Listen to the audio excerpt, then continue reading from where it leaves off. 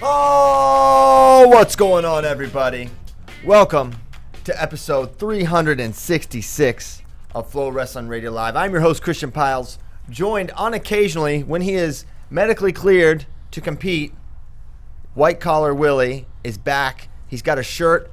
That shirt has buttons. He's in Easton, Pennsylvania in his handicap accessible studio. Willie, our favorite gout sufferer, how are you? I'm wonderful. Foot's a little swollen, but I'm a gamer. All glory to God. If you're a gamer, wouldn't you have been here Tuesday? Yeah. Shut up, the haters. Yeah, a gamer would have probably. I had a doctor's appointment, you bum. If you were a gamer, wouldn't you be at NHSCA's? You medically forfeited out. Yeah, people. Also, not my job to go to NHSCA's. Yeah, if we were called upon, you best believe we would have made the walk, right? Well, I was there, and talking about walking, that place is like 4 football fields long. You never realize how big the place is until you're completely incapacitated. It took me a half hour to get from mat 1 to mat 7. Well, okay, so is there a little bit of regret that you didn't listen to the medical advice of your good friends Kyle and Christian from 4 years ago? There's got to be a twinge. No, I mean, regret. No, listen. I don't go to the doctor, like, ever. Yeah. And so... Me either. I actually did go to the doctor for that, and he said it was turf toe. So, I don't know. I toughed it out. It flared up like 10 Was that times not a red flag that 3 years. basically athletes get turf toe and you don't do anything? Shouldn't that have been a... No, that's not true, because... And this is what I still don't understand. I mean, we're talking about gout right now, but it's definitely the opposite. this is what I still don't understand. This is what I don't understand is that for real, every time it swells up, I do something to my foot ahead of time.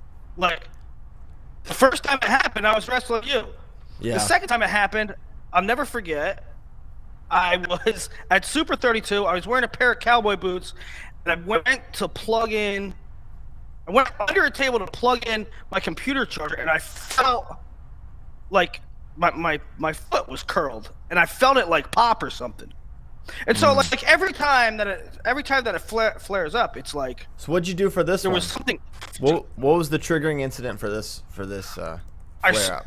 I swear to God, I was at Harpoon Larry's, and I had my foot on the rail of the bar, and I felt something. Next day, I'm limping around like a... I love the de-escalating physical thing that required it. It started off as wrestling. Then it was plugging in a computer charger. And then it went to, I put my foot on a rail. So it's really, I can't imagine what it's going to be. When you put on your socks in about 3 weeks from now, I'm pretty sure you're going to have a flare up. Because it clearly doesn't take much. Is it higher than a curb? The rail? All right, higher than a curb? All right. So Willie's here for now, and I think at this point we should just be thankful for any time we get with Willie, because I mean, I don't know what the big deal is really. I mean, they're probably giving me a pill or something. I would imagine. Well, we hope it clears up. No big deal. Seon Williams claims he's coming on the show. I'm not sure. Diet. I'm not sure when he's. How does Cyon not have gout? He eats a lot of peppers. He's good now. You should see him. He comes in the morning. He peels. You know what? That can be part of the topic of conversation when Cyon gets on. Ask him how he's remained gout free all these years. He'll probably make it about how Jamaicans don't get gout or something. That's a prediction. If he's not listening right now, he might say that. He makes a lot of leaps like that don't actually make sense. Okay, to wrestling. What do we talk about? Well, there's a lot of things going on kind of on the periphery. The head coaching situations. Not a lot coming out of the Maryland search. I haven't heard much recently. Scott Moore, I know, is still who I think will probably get the job, but I think pulling him away from Lock Haven's going to be maybe a little tougher than maybe I would have expected. Willie, do you have any coaching news you care to share or speculation? No, I think the smart money has always been on Scott Moore. You know, we've mentioned several times that the guy on the search committee was a former AD at Lock Haven. They have a tight relationship, and from what I learned, it's really tight. They really value each other. But you know, Scott, I think, has a unique situation. He lives in a little town outside Lock Haven, where his entire family is. There's like 20 houses, and 6 or 8 of them are his family, his sisters, his sister-in-laws. It's a really unique kind of situation. And so he would be the sibling that moves away from that. Obviously, there's there's benefits to going to Maryland, and the fact that they're a Big Ten program and they have more resources. Lock Haven's recruiting budget is $1,000 a year. $1,000 a year. That's like, you know, when Nate Carr Jr. goes to Super 32 to recruit, and he has to pay $150, I don't know, you know, $200 for a rental car, $100 a night for a hotel room. That comes out of the $1,000 recruiting budget, right? So that's not ideal. Didn't you donate $1,000 to Lock Haven, Willie? I did. Basically, I supplied their whole. So basically, you are. Recruiting budget. Well, wait. Did you give $1,000 this year? I gave $1,000 last year. Right. So I'm saying they're not going to have a recruiting budget. They're wholly dependent on you, Willie. I mean, I'm just saying. Yeah. So maybe I have to donate again. Be the change. Obviously, I think anytime there's a really good coach at a program like Lock Haven or Clarion or Eastern Michigan or whatever, obviously I feel like I don't like them to leave because they give a punch in the arm to that program. They give stability to the program. Now, that being said, you know, there's benefits to Scott Moore going to Maryland. I was told that Maryland's recruiting budget is north of $50,000 a year. So wow. There's that. I know that Scott is a little reluctant to leave based on his family situation, based on being where he wants to be. I know his first course of action is to try to push the administration there for more support. They want to get another coach. They want to get another coach fully funded. They want to get more scholarships. They're at, I think, 5.1 now, and they want to get or 5.1 or 6.1, and they want to get to 7.1. And they want to get some raises for their assistant coaches and a couple other things. So I think, you know, Maryland is going to have to come hard. Everybody knows that the cost of living in the D.C. area is ridiculous. So they have to come really hard. And so I don't want Scott Moore to leave. I think there's a little bit more. I want Maryland to be good. I know I want Maryland to be good too. You know what? And thinking about this too, not as and bad as I do. It has nothing to do with wanting Scott Moore to stay. It just is a general thing. But I don't get when coaches or programs, particularly in the power conferences, that, and you hear this in wrestling all the time, they want a guy with head coaching experience. While I get that, like I get it, right? They want a guy that's been behind the operations and can prove. I don't understand why it's so often limited to that. I mean, there's guys out there that are head coaches right now that are terrible. There's ones that are great, but there's also, if you're going to say, we want somebody that has head coaching experience, some of the brightest prospects are guys that are assistants. Yeah. I mean, I think it is. I mean, we talked about this on the last show, so I don't think we have to rehash it. But yeah, I mean, there's certain situations where I think you do need the blue chip coach, like the coach of Penn State and Iowa and Ohio State. The coach should probably have head coaching experience. But I think by and large, to overlook that large of a population of coaches is definitely myopic. So I completely agree with that. All right, so that's Maryland. Not much. A couple other things. Okay. With Lucas Bird has some visits lined up. He decommitted from Maryland. He's looking. I think he took a trip to Illinois, which he liked, and there's a couple other schools that play. I think Virginia. He obviously took a trip to Maryland, so he has four. Well, he took a trip to Maryland and Illinois, so he has 3 left. And a couple trips lined up. Ryan Volak from Georgia Mason, PA state champ and Powerade champ over Ironman champ over. He is asking for his release from George Mason, so he's back on the market. Dang. Well, that's too bad for George Mason. Jeez. Yeah. Were they in on him early? And then. Yep. Yeah, and Volak was a guy. Volak was a guy like freshman year. He was like really good, right? Freshman year he was like 10th, and then he sort of leveled off, and he was between 10 and 20 for a long time, and then his senior year he really blossomed. So, and George Mason was in on them early. Not exactly sure why he's pulling out from there because they have a pretty good thing going. Yeah. The interesting thing with those guys is, and I get I get more so Bird obviously losing the coach he committed to, but man, money's tied up right now, and those guys are going to end up possibly losing out on pretty good scholarship deals. Bird's ranked number 1. We just came out of the final high school rankings today. Willie just dropped him this morning. Bird's number 1, Vulak's number 3. So you're talking about quality guys that you're gonna get them for a bargain. Probably. Maybe, not necessarily. A lot of these teams they hold one or have more than one available for these guys, or they didn't, anymore. I mean, any coach with foresight now is going to have money in the spring. If you have everyone knows this transfer stuff's going to be happening and that guys are going to be on the market. If you don't have money available, significant money available, you better have it tied up already with some studs. Because there's going to be some hammers available between guys decommitting because of coaching changes, which happens every single year, and guys now we're going to see this flood of transfers, or that's at least predicted.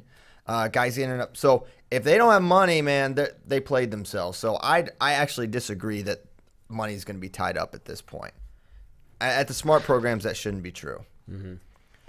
Okay, so we'll see what those guys. People want to get out of the Beltway. Apparently, no one wants to be in the DMV. What's up with that? It's a great place to be. Anti-swamp. Yeah. Okay, so pretty interesting stuff. This beat the streets. No matches have come out, and we can't really even speculate about what's coming up. But we can speculate about what Jordan Burroughs and Ben Askren have been speculating about, which is wrestling each other, which was the surprise of my Tuesday afternoon when I get on Twitter and I see Burroughs tweets, "Should I wrestle Ben Askren at Beat the Streets?" And I was like, wow, I had never even considered that.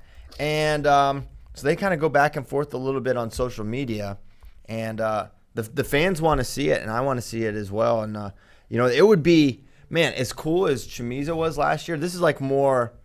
We knew we were going to see that one eventually, but like this, we'll never see it, right? There's no chance we would have seen it before. We won't see it again. Ben's done competing. He's going to be the UFC champion probably in a year or so.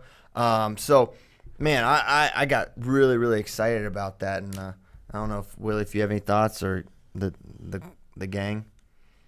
Yeah, I would love to see it. I think it's an interesting matchup and styles. Of course, I'd pick Burroughs, but if Ben's anything, he's entertaining and makes things interesting. I really like what Beat the Streets is doing this year. I mean, I'm glad it's not this way all the time. I like seeing the international wrestlers. I like having, New York City is New York City, and to have that international flair is pretty cool. But for this year only, the college guys versus the established guys on the senior ladder, that's really neat and brings an extra sort of dimension, especially in heading to 2020. Yeah, it's gonna be exciting. I think we're gonna have a lot of really, really good matchups. That I think we're gonna release the first one's getting released tomorrow. I don't know if that's 100%, but I think we'll at least have our first matchup tomorrow. So stay tuned for that. It's coming soon, either way. If it's not tomorrow, Yeah, it sounds like with things like Beat the Streets, right? There's always kind of things that need to be right. I's that need to be dotted and whatnot, and contracts need to be signed. But I imagine, it's press release season, right? These things are coming in fast and furious. We're gonna have Beat the Streets announcements. We got Final X announcements coming in, right? Guys are signing with RTC, so a lot of the big time press releases coming out. If Burroughs and Askren were to happen, if it were to get locked up, I was talking with Christian about this yesterday. I asked him, "What's the line, or the spread rather, right away?" And we both agreed 5.5. Minus 5.5 in favor of Burroughs. Will, you agree with that one? Well, what's the? To be honest, I've been out of the loop. I've been hurt and sick and everything else. What is it? Would it be folk free time limit? What's the? This could be a freestyle match. Freestyle? I mean, I think that hurts a little bit. Well, obviously, I don't know. I think probably greater than that. Really? You think the line should be higher than that? Yeah. No. I mean, Jordan Burroughs is, an every year medalist. Trains in freestyle. That is nonstop. that can simultaneously be true, and he can. I mean, what was the IMAR score? Yeah, and I mean, I would take Burroughs in that line, but I don't know if you set it at an 8 or something. Yeah, I don't know. I think it's in that neighborhood. I don't know. Ben is just an interesting X factor. And one thing I've been thinking about, just because I've been thinking about this match a lot, is like Burroughs. We think double, double, double. He doesn't shoot the double as much anymore. He's got his inside reach singles is go-to thing, and he's a good finisher, but it's certainly for how much he gets to legs. If you're looking for an opportunity where Ben could do some dangerous Ben Askren stuff. That's a leg attack we're seeing a lot from Jordan, and he could have the angle too well and finish, but that's an opportunity for Ben. And Jordan also might play a little closer because he knows Ben's tricky. There might be more stalemates than usual. Yeah, I mean maybe 5.5. Sorry. Yeah, I mean, I don't know. I just don't see Ben getting smoked that badly. I mean, of course, a lace can always just end it. But right. I don't know. I just don't see that happening with Ben. But you know what? Maybe we also haven't seen him compete since Clayton Foster, right? In 2014, 15, whenever that was. So that didn't go well for Ben. Yeah, very big Clayton Foster.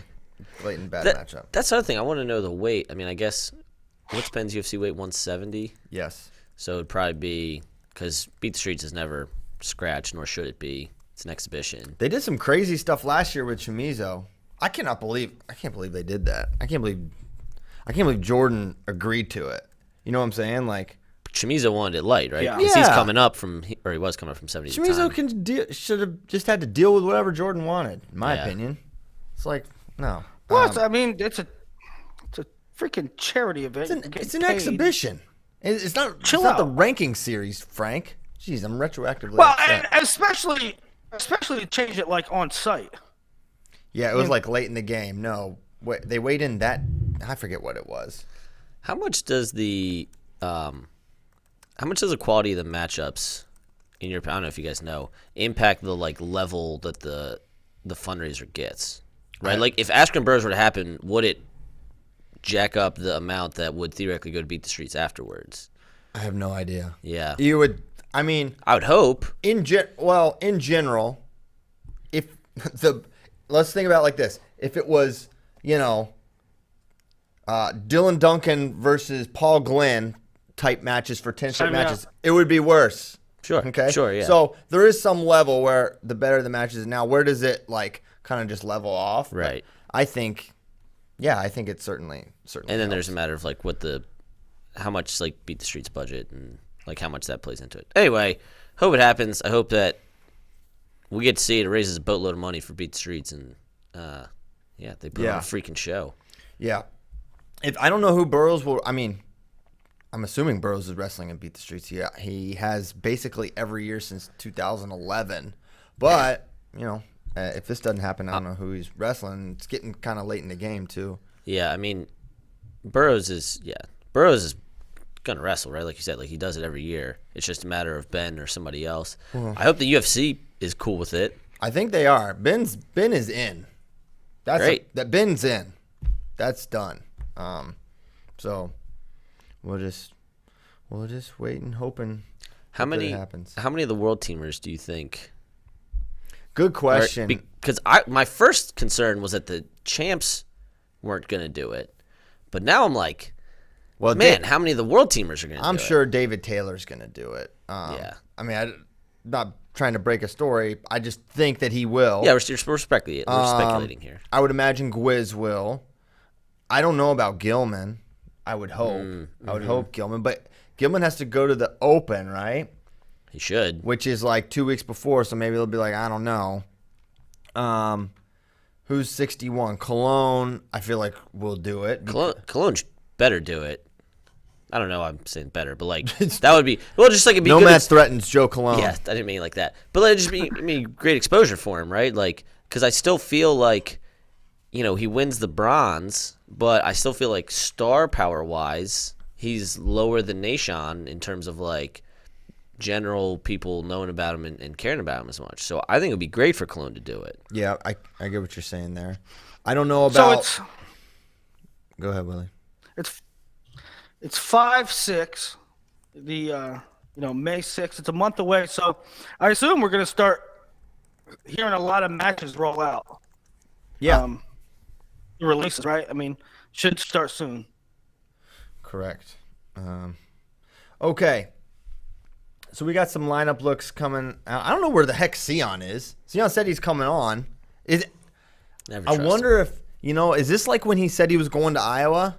And then he wound up in Ames. He said he was going to be on FRL. He's probably going to be on, like, the Bootleg podcast with Bracky and Colby in, like, a couple hours or something. I don't know what this means.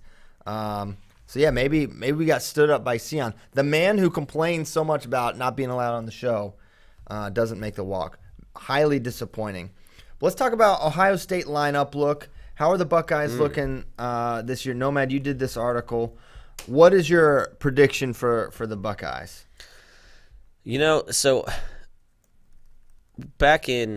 we've been doing these lineup looks for a little bit now, and last year Willie did recruiting targets, and I did kind of the lineup look closer to the season. And we're gonna do that again. But one of the nice things is like strike while the iron's hot. Right after NCAA's, you go on all the message boards, you talk to all these fans. They're like, "What's our lineup gonna look like next year?" They all want to know, and I was like, "Man, Ohio State is gonna be hurting just because."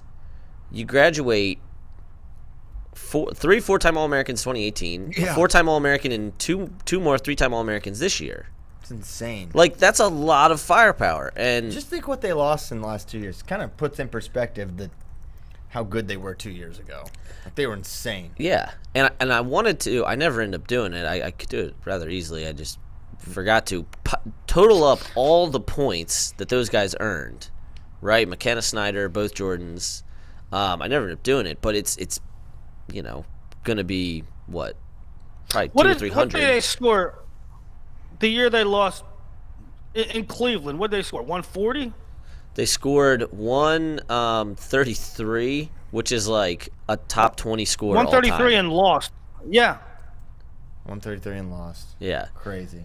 But anyway, I think they're gonna. I still think they're gonna have some firepower. So you figure Colin Moore's gonna enter the year preseason number 1. Yeah. And he's been third, fourth, second. So I think he's obviously a title contender. He should be a pretty big favorite, don't we think? Yeah. I mean, now here's the thing. We didn't get to see him against Brucky this year. Brucky clearly kind of jumped a level. But in 2018, he beat him twice, majored him twice. He's beaten Jake Warner multiple times in freestyle and folk style. Now the folk style one Big Tens was a little closer. Weigel's gone, but you get Ben Darmstadt coming back, and then I assume he would beat Hokett, but Hokett's a guy who kind of he was like a 16 seed that came on. Hokett, here I'm gonna tell you that Hokett needs to stop playing football. He needs to go all in on wrestling because he's great.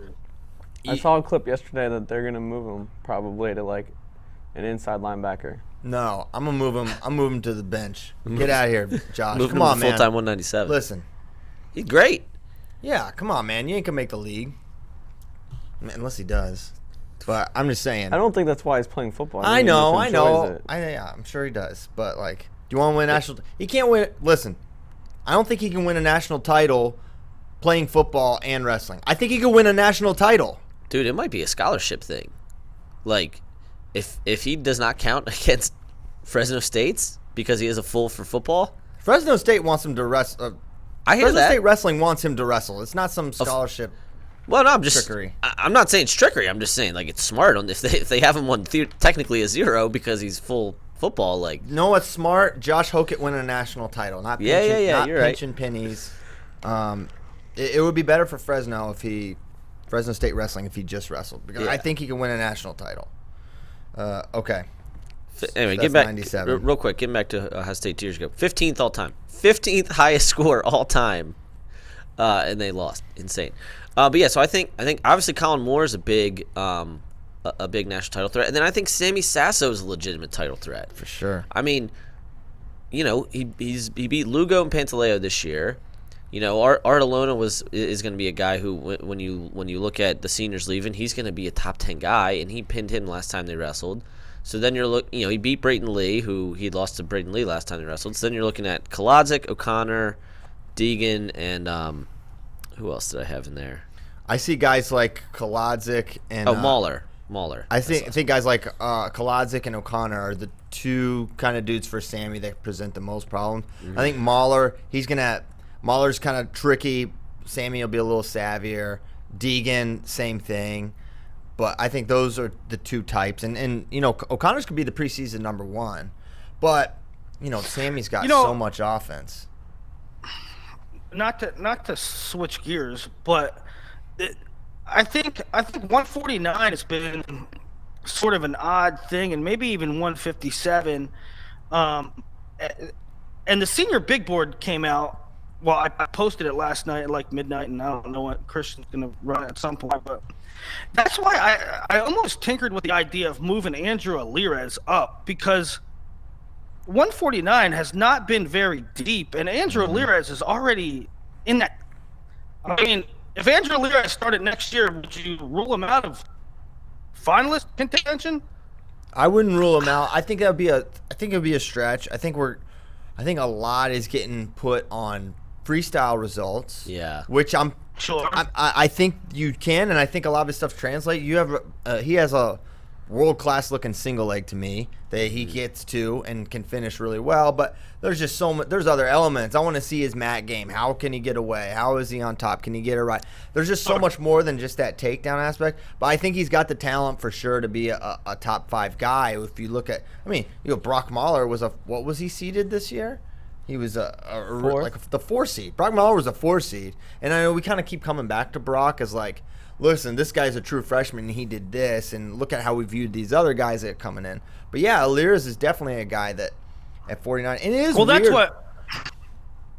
that's what I said too about Colton Schultz. I mean, Colton Schultz, he has wins over Mason Paris, who was the 5 seed as a true freshman. Yeah. And Colton Schultz is coming in, so maybe that's a moot point. But I did say in the article too that one of the phenomenon that we don't talk about much is that in this country, so full of prospects and so full of kids at this age that just are amazing, 149 and 157 aren't very deep. It's just odd. We haven't had a world champ we haven't had a world medalist at 45 since, I don't know, FDR. But we have all these resources. We have all these studs. Yeah, it is interesting. You think Zane certainly made 49 look better than it was, and same with Nolf and Aymar. 57 I feel like more recently been good. Of course, we had the 2008 year with Metcalf and all them, and even the next year it was pretty good. Mm-hmm. But, the one year Surtis won, where it was just like literally so many guys could have won that. One semifinal, no shade to District 11, but it was Mitch Minotti and Josh Kindig who were like, if you added up their seeds, it was like over like 28, like just completely crazy. Search just like TB2 his way to the title. It was not. It hasn't been a great weight in some time. Right. I mean that was the year that Dardanes was a 2 seed, right? And I mean, yep. No shade on Dardanes, but that's not. I mean, Maple looked like Maple coming into that year looked like the biggest favorite. It was so. I mean, I just figured, he'd go up. He wasn't. He got 8th. He lost to James English in the 7th-8th match. Unreal. I think part of that is the weight cutting thing, because I feel like if you look at the big boards, and you mentioned that 2008 class, think about kind of where weight cutting's been and how these kids, the lifting programs they're on, and kind of where Penn State's at, where like they really dominate college wrestling at the middleweights, right? And that's how they've kind of carried to their 8 and 9 years. And I just think guys who are, if they're naturally, 175. A few years ago, even as much as like 10 years ago, that meant you were like a 49 or 57 in college. Now they're like, nah, screw that. I'm going to eat and get big, and they're more 65, 74, 84. Yeah, but that should be true across. That doesn't. That's just everyone. not for. That's not just something that is specific to weighing 175 pounds. It should be like, all right, if I weigh 160, it should be the same. I hear that, but I think the lightweights are still more. This is just anecdotally looking at it. I feel like the lightweights are still more likely to cut for whatever reason, and the middleweights are less likely to. I agree with that. I think that's another odd phenomenon, is that the lighter weights I think cut more and cut harder, which doesn't make much sense, but that's my observation. But still, why is it that there's a lot of depth at 25, 30, 41 and not 49? That doesn't make sense at all. Yeah. I don't have any answers there. So from the depth at 49 back to Ohio State, it's okay. We can go off these little tangents. Yeah. I actually like that, because it's a good talking point, because I'm totally with Christian, where I think if Aliris goes right away, and I think he should, I would absolutely pick him to be an All-American preseason. Mm-hmm. But I have never seen him against, a top 10 college level guy on the mat. I have no idea. If that's fine, then yeah, absolutely he could be in the national title contender. It's just hard to make that leap right now. On his feet, sure. But yeah, so Sasso, I think, you figure they can get 40 points out of Sasso and Colin Moore. Those aren't the guys we're worried about. And you feel very confident that Luke Pletcher, 17, steady Eddie, right? The questions for me are last year in the depth charts article I wrote, I couldn't help but looking forward to this year. Mm-hmm. They have a lot of money tied up, and I think a lot of question marks. In the 74, 65, 57 range. Yep. I mean, they got Rocky Jordan, they got Ethan Smith, they got Carson Karchla, they got who else am I forgetting? Caleb Romero. And Caleb Romero and Ethan Smith have been solid, not spectacular, not sort of the level that Ohio State is used to. I mean, Ohio State's used to AA caliber guys at every weight. But they have Rocky Jordan, who's sort of an enigma, or sort of an unknown, and they got Carson, who's coming in as a true. So there's some questions there. That's probably the most intriguing part of the lineup, in my opinion, for Ohio State, and the most pivotal. And then they got Gavin Hoffman replacing Miles Martin. I like Hoffman coming in next year. He was in some matches with Emory Parker, and I think he might have notched some ranked wins. I think he's super talented. I think he could do really well for them, especially look at 84. It loses Miles Martin and Drew Foster and maybe Shakur Rashid, maybe not. I don't know. No. We might have some company. Chip Ness is gone, much to the delight of other 84s. Oh boy, we've got company. Better late than never.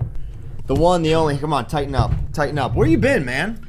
I've been talking up that you were coming. Seon Williams is here. For those of you that are listening and not watching, shame on you, but here he is. I got busy out there doing some work, so then I lost track of time. It's like, oh, wait, I got to go crash Christian's party. Well, I appreciate that. Hey, Willie, you don't know this, but Monster Truck Boys, me, Kyle, and Cyon are going to the Monster Truck Rally next Saturday. You're going to miss it. Nomad is not going. He was invited and won't go. What does that entail? It's like, you guys gonna cook out? Let him know, Kyle. Let him know what Monster Trucks entails. We're just gonna go watch Gravedigger tear some crap up. Yeah, do some spins, do some backflips. Do some flips. It's gonna be awesome. Gravedigger came up at work a few weeks ago, and then we started just watching YouTube videos, and then we were like, "Oh, is it gonna be in Austin anytime soon?" And sure enough, make sure you're feeding Piles beers, Kyle. Willie's big interrupting guy today. Yeah. Can't wait his turn. Kyle's trying to try. Willie will ask Kyle for a thing. Kyle tried to give the answer. Willie can't wait. Let me interrupt. I don't know what you're talking about. I can't hear you, Willie. Oh, yeah. Oh, wait, yeah. Well, you're not going to be able to hear him. So that's going to be part of great radio. I'm saying I want no Piles tuned up for this event. No, you're just – all right. Willie, you have to be quiet for this portion because Cyon can't hear you. I forgot about this aspect. It's fine. Okay, so Cyon, I wore this Hawkeye shirt for you today because I know you wanted to be a Hawkeye.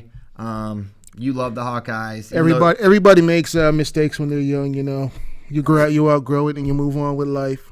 Okay, so my big question for you is: you were very reluctant to get on board with Kevin Dresser and an all Hawkeye staff. Now, I want to know what you think now. They got 2 on the podium in year 2 after having 1 qualifier last year. Are you starting to come around that maybe Kevin Dresser knows a thing or two about a thing or two? A thing or two about a thing or two. That's a Virginia saying.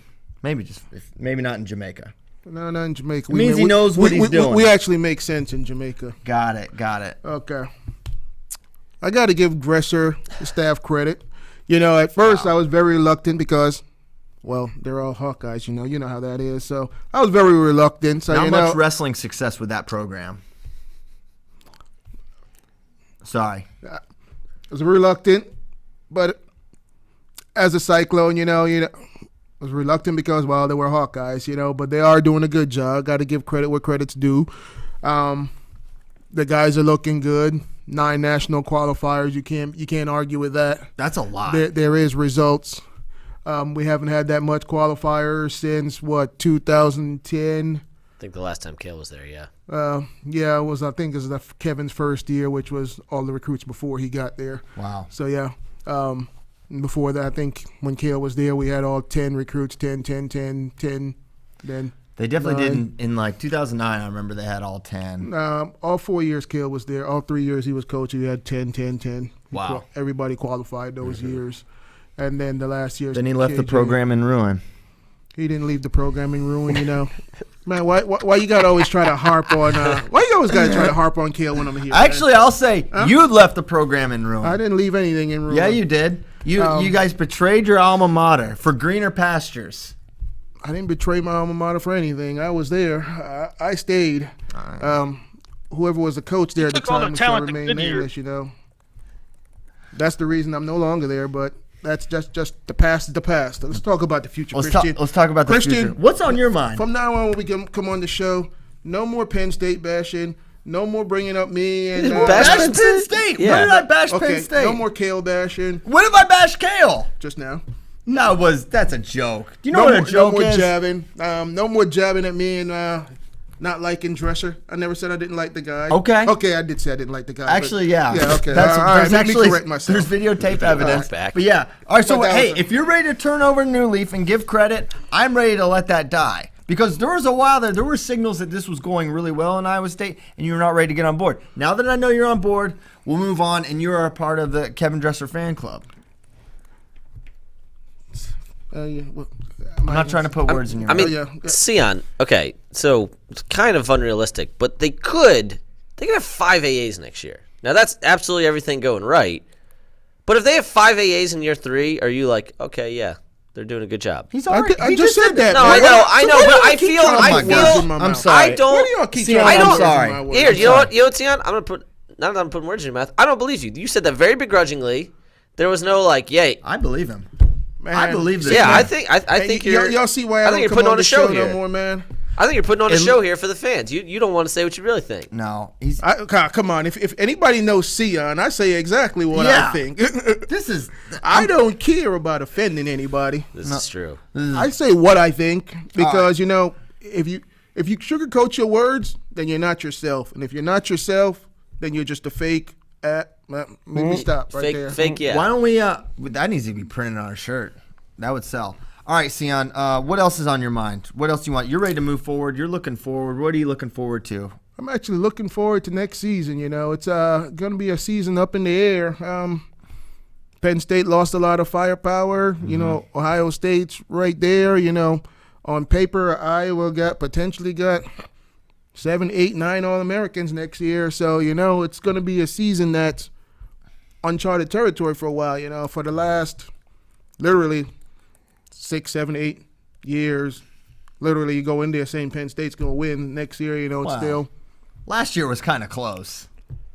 Only the people that didn't really believe things. But Oh my gosh, Cyon, you're about to get kicked off. You're making all these good points now. I'm furious at you. No, it came down to one match. but as I say, next season is going to be a pretty excited season for the wrestling community because it's going to be some real competition. Are you going to come to any of the freestyle tournaments this year? I think I'm going to be in Final X Lincoln. Final X Lincoln's the only one I think Competing or I'm just going. watching? Just watching. Okay. Can't compete, it's non-American, so Oh yeah, that's right. You could join the New York City RTC or something now. Still, If Cyon joined another RTC competing for Jamaica, would you hate him? Well, I don't hate any of these people, so please don't put words in my mouth. But no, I would not hate him because did you just say don't put words in you? You do that to me all the time. I know. It's one of my favorite things. But I don't want it done to me, obviously. Okay. Now, no, I wouldn't because at least he has lived in Jamaica. He's a Jamaican resident. He's not even a citizen of this country. Jamaican citizen. He's a Jamaican citizen. He's not an American citizen. I would hate it less. I would hate it more. I would still prefer Cyon to compete for America, but he cannot because he's literally not a citizen. When are you going to get on that? Working on it. You're working on it? Yes. Okay, well, that's good. I sometimes forget you're not a U.S. citizen. Can you do dual, or would you have to fully renounce? I could do dual. I'm working on that right now. I hope you do. I want you to keep your Jamaican roots. I do too. That's what delayed me so long. So but we're at the point where Yeah, it's time. it's time. It's time to commit. You need to commit to I America. have a fear of commitment. So I guess now it's time. I got to commit. All right. Well, good. I'm glad you're coming to some tournaments. You coming to Beat the Streets? I'll be at. Have I missed one yet? Well, I don't know. In your life, I can't speak to that. I think I've been all to Beat the Streets. You and Burroughs been to all of them. All right. Well, that's good. Well, I'm glad you'll be around. I'm glad you're stopping by. It's good to see you again. I'm gonna be there. I was hoping to get an exhibition match with somebody. I don't know anybody out there want to do an exhibition match with me. No, I'm just kidding. Wow. Dang, that was He's wrestling Gwiz. Yeah, who could we get? Well, for the next show, we'll have Let's take a poll. Who do you want to see me do an exhibition match with? Kevin Jackson. Nah. That would be hilarious. Might not go so well though. For who? No. Yeah, right. All right, Cyon. Any parting thoughts? Any words of wisdom? Any words of wisdom? I think y'all need to give me my own segment. Let's also take a poll on that because Christian, he always bans me from the show, and before I come in the door, I got to sign like a triplicate document saying this, saying this. Got notarized. Can't say nothing mean about Iowa. I've never said. He also puts in there he gets to do a few jabs on Kale and Penn State. I didn't get any jabs in. This is just I think you need to stop being a Christian. You need to stop being you. Okay. Well, I can't do anything about that, Cyon. So what do you think, Nomad? I thought you said you need to stop being a Christian. just renounce my faith. Yeah, like stop. No. Like change your religion. He needs to stop being a Christian. Yeah. Got it. All right. Well, next question. I haven't been on the show in a while, but the fans want to know, and I've been hearing, why did y'all exile Bracky over there, man? What's up with that? well, this is a little crowded. This is a little tight. Huh? Why y'all gonna put my man Bracky in the corner like he's like what's that Dirty Dancing movie? How y'all gonna put Baby in the corner? Baby's not in the corner. Bracky, what do you think? Are you in the corner? I'm not in the corner. No. Come on, Bracky. Look, he's got his own He's got his own situation. He gets to show off his all the things have been sent to him. Right, Yeah. he gets to be himself now. It's a good Are situation. you saying y'all were stopping him from being himself? I think we were stifling him up here. You were saying you were stifling his talent? He's an eagle. Yeah. He needs to So- spread his wings. Bracky? I get to show off my legs back here. Yeah. Yeah, You don't get that. He gets a solo shot. We don't get a solo shot. Yeah, no solos. Free solo. Willie gets a solely shot all the time. So Willie, when you coming back to Texas, bro? Next week. Tuesday. Tell him Tuesday. Yeah. Tuesday. Sorry. Tuesday. Can't hear you. Okay. All right. All right, then I got it read back out. Some of us has got to get back to doing work around here. Classic. We're literally doing work right now. We're literally in the process of doing work right now. Cyon, you could be like laying brick. He'd be like, when y'all gonna get to work around here? It doesn't matter what you're doing. You could be in the middle of a meeting like, y'all gonna do some work around. It's like his default thing to say to people to make it feel like they're not working. Meanwhile, he was always just walking around saying that to people, not working. Unless he's in charge of productivity. When you're on our side of the building, You are not working because you work on the other side of the building. Well, no, I got to walk by your side to get to the bathroom. All right. No, you don't. You could go to the secret one. All right. This has gone off the rails. All right. Plenty. Till next time, wrestling community. Cyon I will Williams. see y'all next time. Everyone's favorite Hawkeye, Seon Williams. Okay. Oh boy, you going Let me to wrap do up a mic few action for the rest of the show? No. What'd you say, Willie? Let me wrap up a few things from Sion's performance. Yeah, right. Put a bow on that. Well, number one, Kyle's better over there because a lot of times Kyle's monitoring social media and giving us interesting tidbits on who's saying what, and he's also looking up stats and stuff. So when he's up there, I like him better over there. They cut to him when he's talking, as opposed to watching him just like research stuff on his computer. That's bad television. That's bad, visuals. Number one. Number two, I found it interesting that he said something about paperwork. What was he talking about? Paperwork for what? He was talking about filling out forms. Citizenship. Filling out forms. Okay, this has to be discussed. I know what he's gonna say. Because Nomad on the ride from the Pittsburgh airport to the arena, Nomad swears that when you default out of a tournament, because we were talking about, okay, who has a tournament where they reach AA status and then they default? It happens every year. It didn't happen this year, but it happens every year. So we were talking about who was going to do that, and Nomad said something to the effect of, well, they have to fill it out. Who's going to fill out the paperwork? And everybody in the car was like, first of all, there's 8 people packed into a Kia Sportage or whatever it was. It was tight.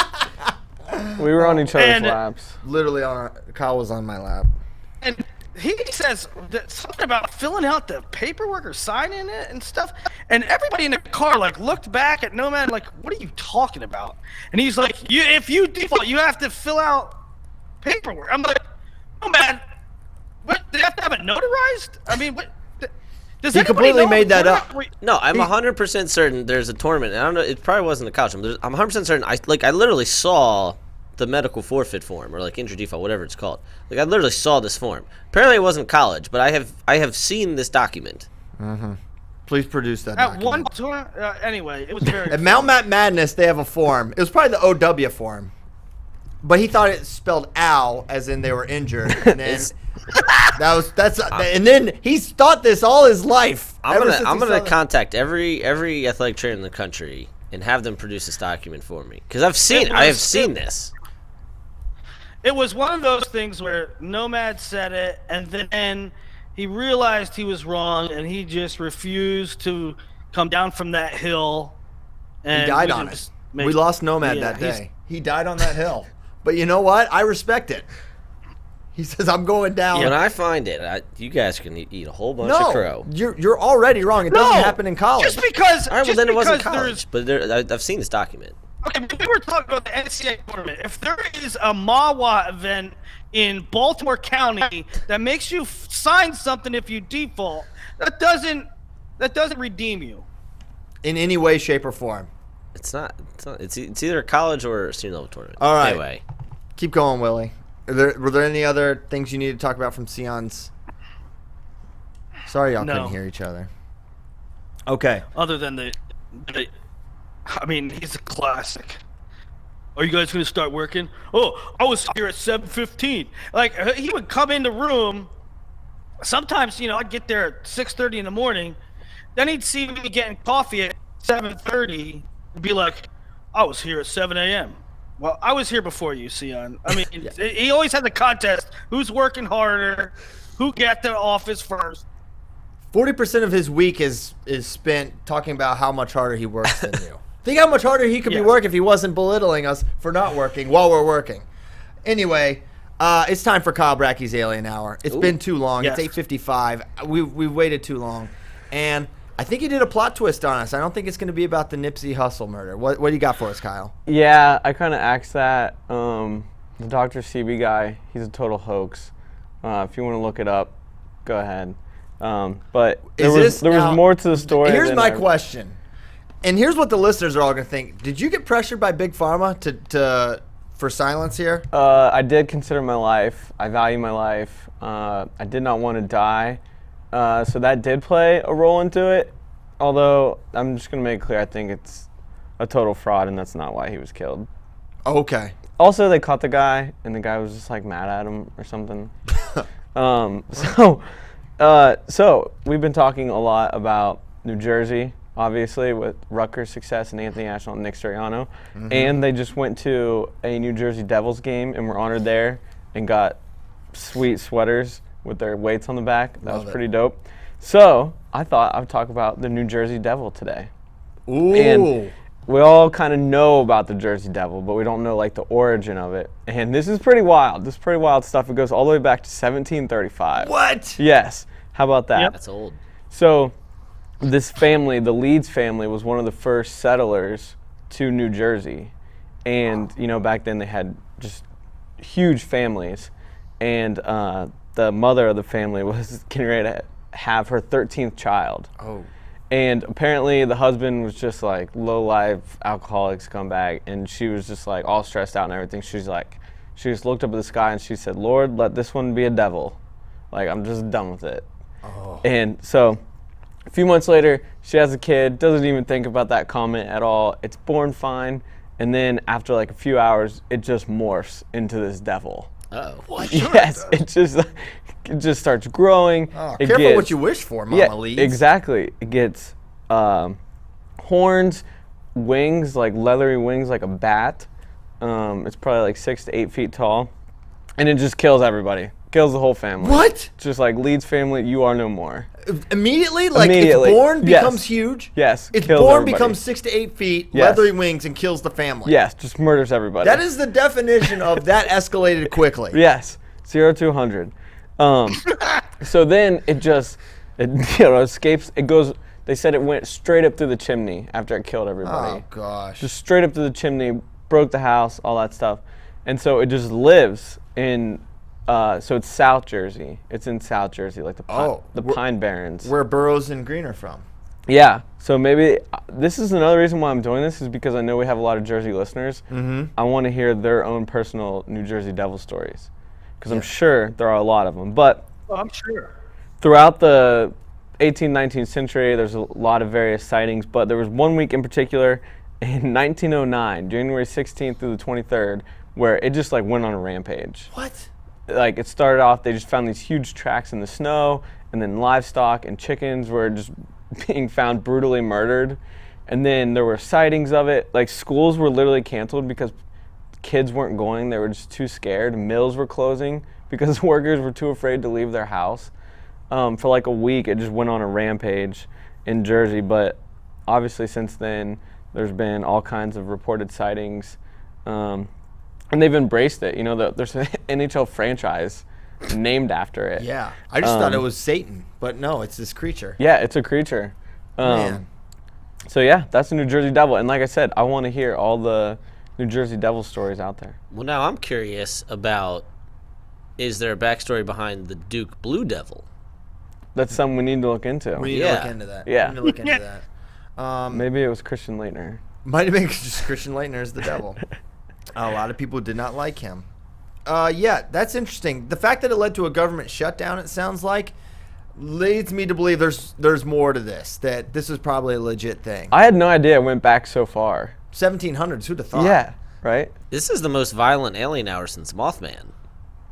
The Wendigos was pretty violent. Yeah, it was pretty Oh bad. yeah, it's true. The Wendigo was Yeah, bad. they but literally eat people. Mothman had the whole bridge collapsing thing. It's a little different. I mean, I think drowning's a really bad way to go. If that's how the Oklahoma octopus gets you. Yeah. Maybe it eats you before, but Willie, you really need to get on the Oklahoma octopus train, by the way.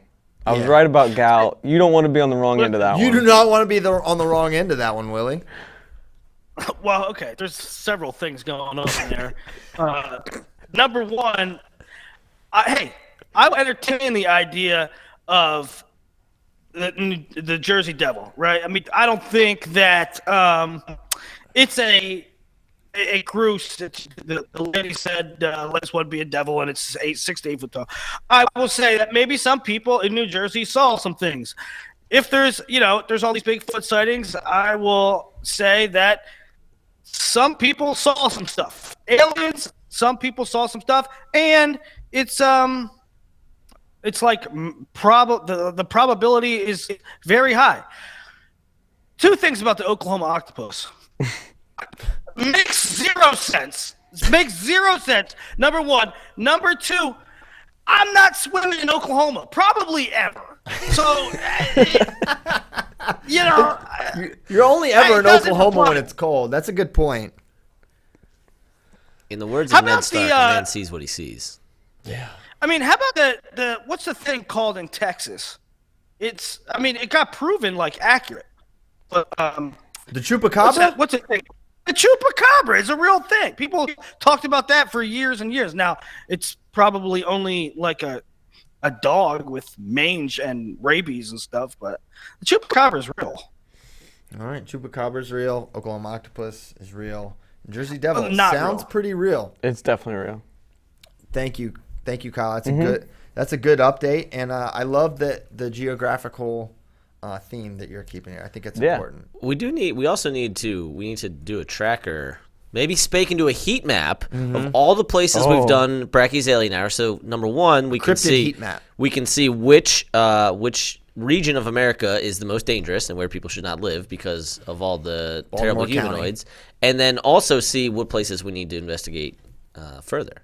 Man, West Virginia is going to be like bright red because you have Mothman, you have the Flatwoods Monster incident, and then Green Bank, West Virginia is where all the fast radio bursts were being picked up at. Oh yeah, and then the Everglades, Florida's gonna. Oh, What's for that? sure.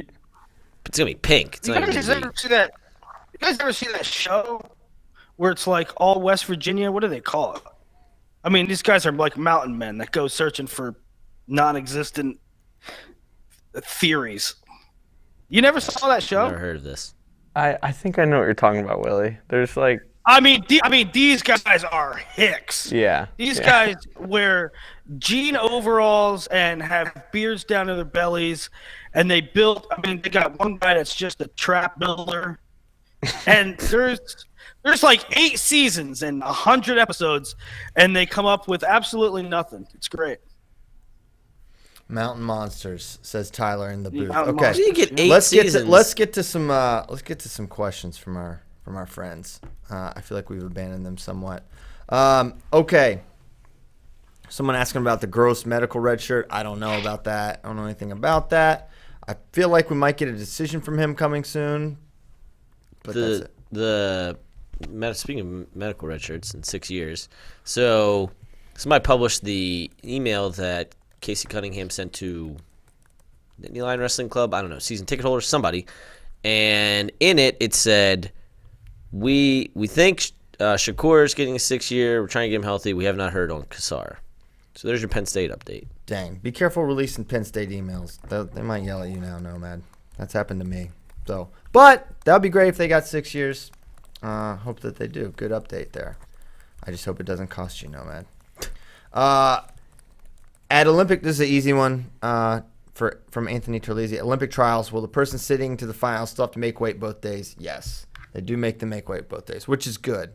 I think they should have to do that. Someone asked how Bo Nickel would have done it heavyweight. I kind of poo-pooed this for a really long time, but then I'm like, but then Anthony Kassar won, and I'm like, well, I know that Bo Nickel beats Anthony Kassar, or at least did beat Anthony Kassar, so maybe Bo Nickel would have won heavyweight, right? He might have, yeah. Really, I mean, certainly he beats Kassar, right? You certainly can't rule it out.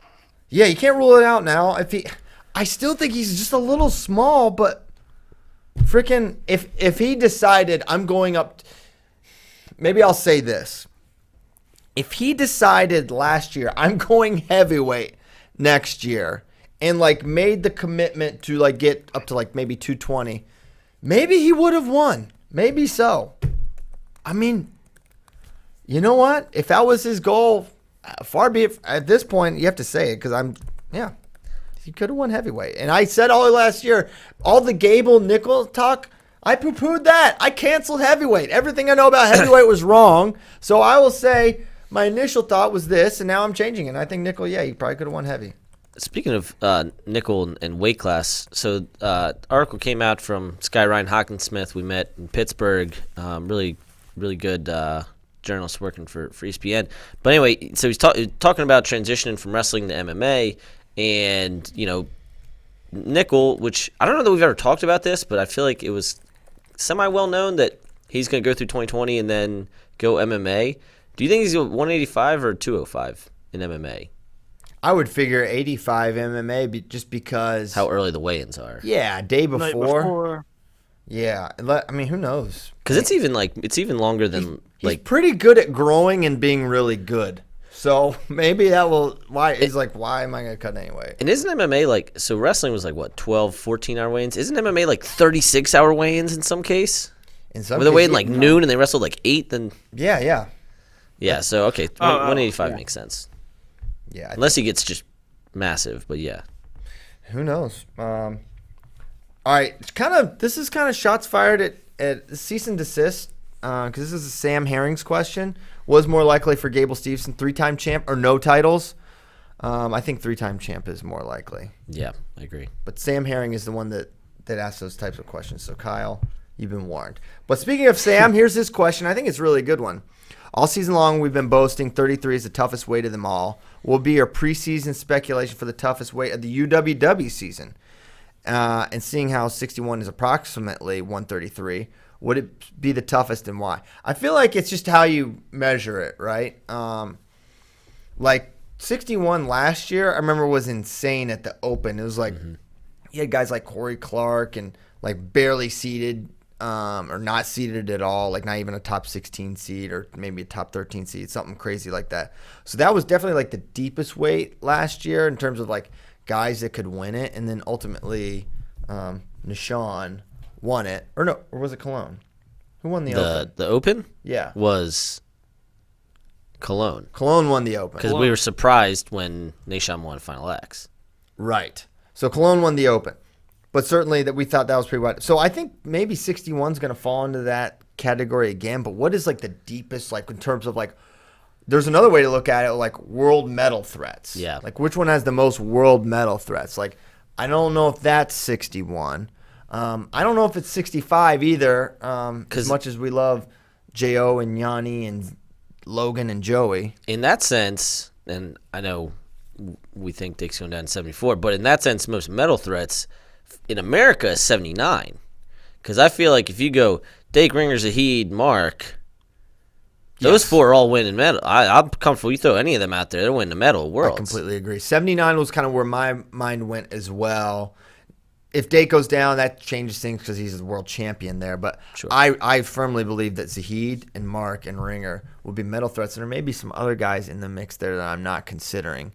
So, yeah, that's a really, really deep one. I don't think 86, 97, no. Probably 125 is kind of interesting, but Gwiz has kind of removed himself a little bit from the field until further notice. He beat Kuhn twice handily. So In terms of most guys who could win the weight this year, theoretically it's 65. you think? I mean, Okay, win the weight domestically. right, I'm saying be Got our it. world team rep in Kazakhstan. I feel like 65 has the most options where you wouldn't be surprised. Like, obviously, like, anybody can win, right? But if anyone but Gilman, Fix, or Spencer wrestles 157, you'd be pretty surprised. Yes. Whereas at 65, I feel like it's more 6 or 7 guys where it's like, oh, yeah, okay, that guy won. You think it's that many? Maybe not 6 or 7, but I mean, You have to say Zane, Logan, J.O., yep. Yanni, McKenna. and then You might throw in Ironman. Frank. Oh, geez, Frank. Yeah. Yeah, you're right. Which is similar to kind of how 65 was in 2016. Yeah. Now, of course, all those guys have to go 65, stay healthy, all that. But right now, on, what is it, April 4th, that to me is the most guys that can win a weight. Okay. Yeah. I think that's any thoughts there, Willie or Kyle? No, but I mean, I think 65 is probably the best. 133 or 61 kilograms. I think there's a lot of questions there. I don't know if you include. I don't know. Do you include Suriano? What does he do? Does he even wrestle? Does he go 57? Does Dayton go 57? I don't know. I just think that 65 is the most intriguing for the reasons, for the names that Nomad mentioned. And there's a question from friends below that we didn't get to yet that asks, I mean, sort of alludes to the fact or the question, will Kyle Snyder ever go 125? What do you think about that, Christian? Well, I don't think he'll ever go 125, but I think he could go 125 and be really, really good and probably beats Gwiz out, though I don't know. Gwiz is much bigger. Gwiz has gotten better. So, but I would say, yeah, he could go. But I just don't see it. I don't see him getting much bigger. He's not tall. I mean, look at him. He is about as big as he can be width-wise. He's got to be close to max capacity. I hope he's at max capacity. I don't want him to get much bigger. Yeah. Right? Like, he is so broad. So I don't think so, but I think it is interesting, and I like that question. What combination of Taylor, Cox, Snyder, Gwiz is the best for USA come 2020? Man, I don't know. To me, I don't think there's a right answer. Basically what you're asking me to do is predict who's going to win those spots, because I don't think it's something where, well, if Taylor wins, he's not as good an international option as Jaden or vice versa. I don't believe that. I just believe whoever's better will win that weight or will give our best representation. So I think it's just like, who do you think's better? Period.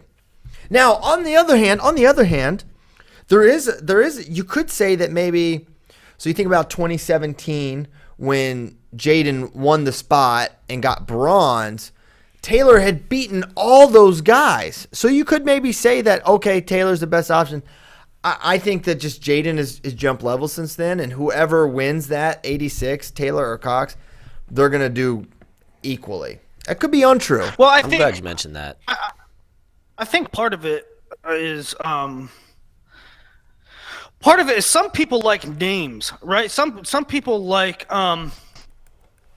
all the pieces to fit, all the biggest names to fit in the lineup. Mm-hmm. I feel like what the guy might be asking, and I don't want to assume, but what the guy might be asking is, how can we best fit the names into plug them into these holes? I think what he's maybe asking is, Can it be Taylor at 86, Cox at 97, and Snyder at 125? Now, we don't know that Kyle would necessarily be better 125 option than Gwiz. We don't know that. I mean, to me, it all goes back to, and I'll never forget, like when Frank won the Olympic spot. Oh my gosh! People were upset, and people called it a little fluky. I mean, you could tell the response was like that was a fluke, but they didn't. Only because of the name. It wasn't Pico. It wasn't Metcalf. It wasn't Zane. It wasn't Jo. Logan, right? People just didn't want to believe that one-time national champ Frank Molinaro was the guy who emerged from that amazing bracket. And what they forgot to remember, what they forgot to take into consideration is he won it. He won it. It was good. Yeah, that was one of the things, the Hills, I mean, a lot of people were really, really mad at me for my takes. Pissed. Like, people were Ohio pissed at people, you. Yeah. I mean, senior level athletes furious with me for saying, quit whining about the process. We're not good at this weight. We haven't won a medal at this weight. Everyone knew the date for the Olympic trials, and Frank won it fair and square. And now you want to retroactively look into our process for how and compare it to Russia and this and that. It was so myopic and short-sighted. And by the way, it bore out the best part of it all was Frank proved to be the best option with his results at the World, and it's our best 65 result we've had since like Zadok, and has continued to do so. You look at Frank's performances on the international level, that he's been the best guy that we've had. Yeah, it's not even a question. Yeah, I don't know if that guy. Yeah, that was one of the strange. It was strange. It wasn't so strange that the Ohio State people were incensed because they're biased. I mean, everybody's fan base is biased by definition. But it seemed like the whole country was sort of like, well, Frank won, but Frank just won one of the most amazing Olympic brackets. I mean, it was amazing. Yeah. And then he went on to do what he did. So I don't know if this guy that's asking the question about Snyder maybe wrestling 125 is shooting for that. Like, let's get the biggest names in to the halls, but maybe. I do want to get back to Sam's question just for 1 second. It sounds like Tomasello is healthy again and will be wrestling. What weight is he? 57. That's the thing. I didn't ask that, but because he took that long period off where he had the surgery and then he got hurt again at Midlands. But it sounds like he's been training and hopefully, I mean, he should be 57. I agree, and I mean, I know he hasn't beaten Gilman, but you'd rather have him. Give me a healthy Nathan Tomasello in that bracket, please. Yeah. We want that. We want him in that bracket. First of all, no, he hasn't beaten Gilman in freestyle, but he's been right there. Yeah, sure. To do it. I mean, when Thomas won World Silver, that was his closest domestic match by awesome far. Match. It was like a late takedown to be. So NATO has the skills to do it. He just can't. He's struggled with him. But that would add some serious depth to 57 because he'd automatically be towards the top of the list of guys that could contend with Gilman. And shoot. Well, now Dayton already beat him.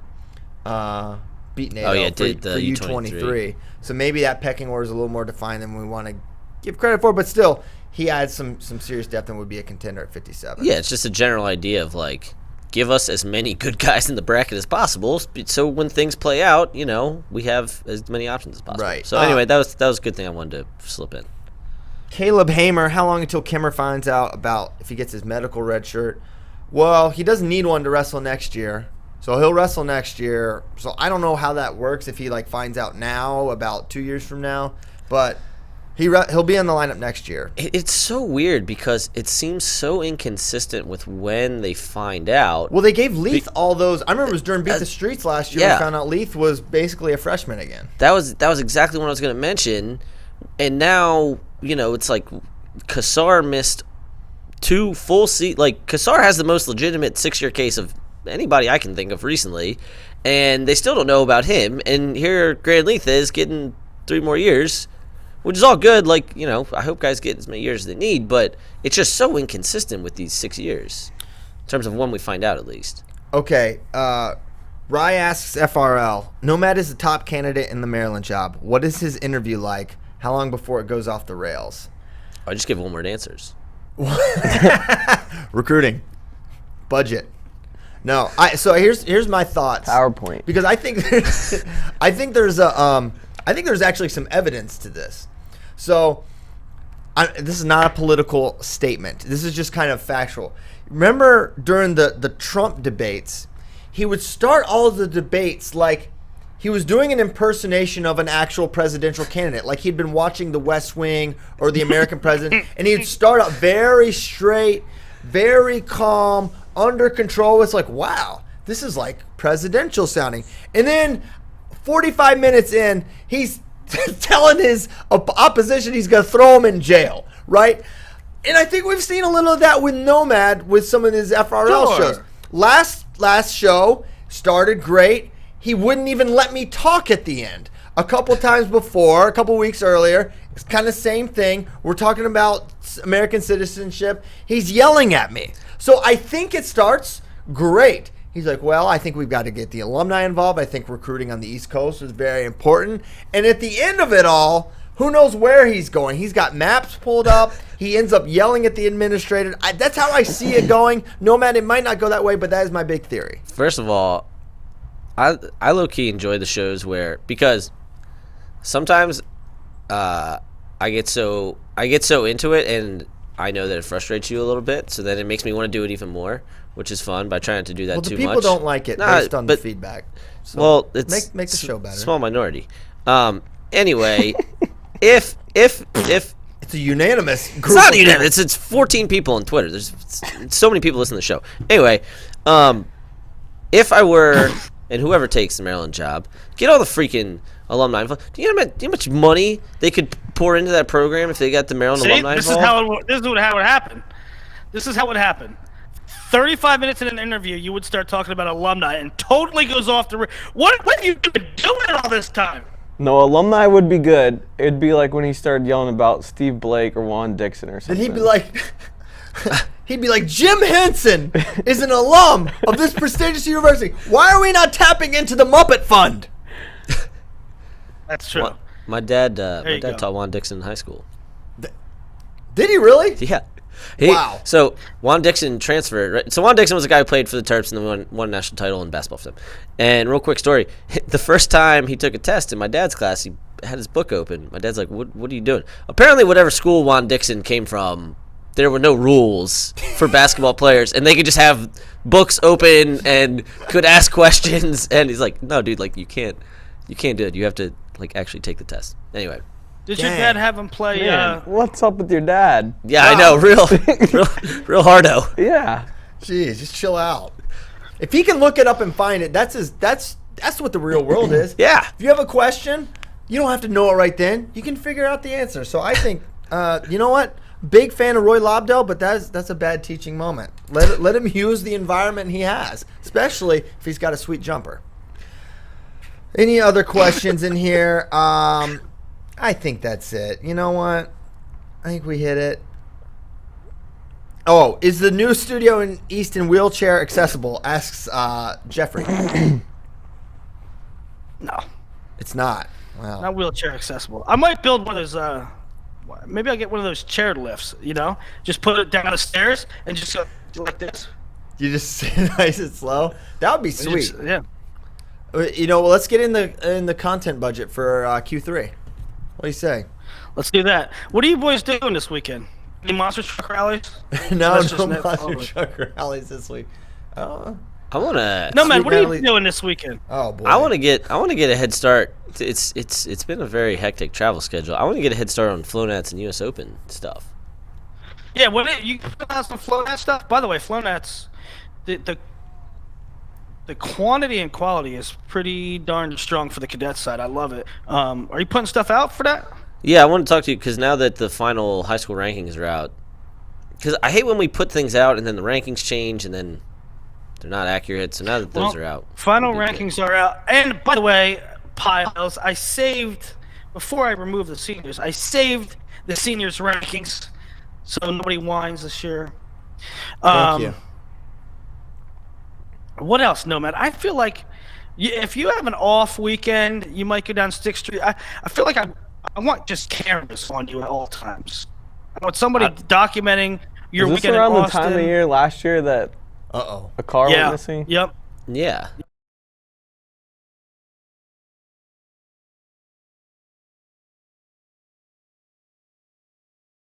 Now. It was before NCAAs. Yes, I it I remember. don't think it was. I'm pretty sure. Yes, it was. Well, there should be a police Yeah, record. absolutely.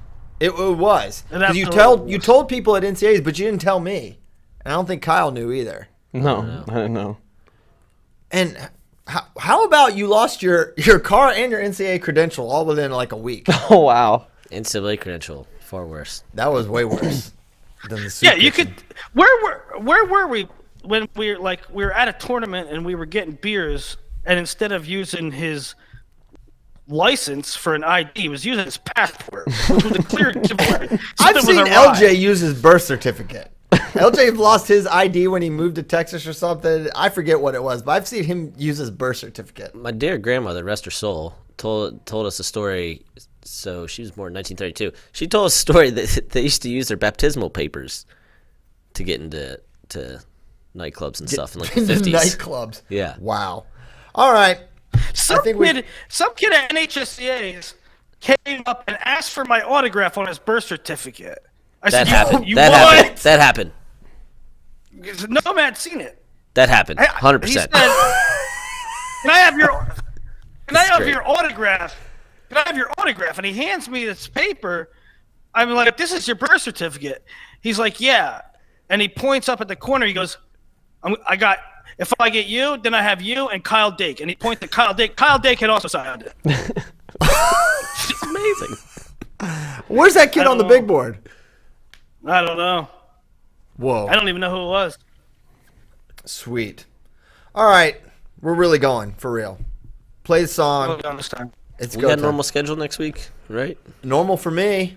I'm planning on it. Tuesday, Thursday. Regular I'll be FRL in switch. studio, yo.